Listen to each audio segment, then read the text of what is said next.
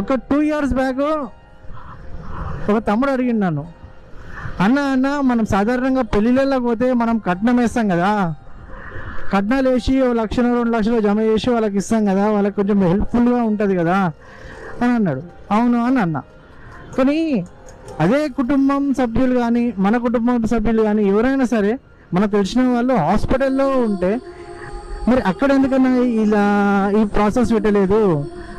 యాక్చువల్గా నీడు అక్కడే కదా పైసలు ఇవ్వాల్సింది, ఇక్కడ ఉన్న దాంట్లో సరిపెట్టుకునే అవకాశం ఉంటుంది, హాస్పిటల్కి వచ్చేసరికి అట్లా కాదు కదా అని అన్నాడు. నాకు ఎక్కడో డీప్గా టచ్ అయింది, నిజమే కదా అనిపించింది. ఒక కుటుంబ సభ్యులు కానీ ఎవరో ఫ్యామిలీ మెంబర్స్ హాస్పిటల్లో ఉంటే మనం ఎందుకు అలా కలెక్ట్ చేసి వేయలేకపోతున్నాము? అది ఎందుకు? రాజ్యాంగంలో రాసి లేదా గవర్నమెంట్ రూల్స్లో లేదా? లేకపోతే మనం ఎప్పుడు చిన్నప్పటి నుంచి మనం ఎప్పుడు వినలే కదా అని అనుకుంటున్నామా? ఎందుకు?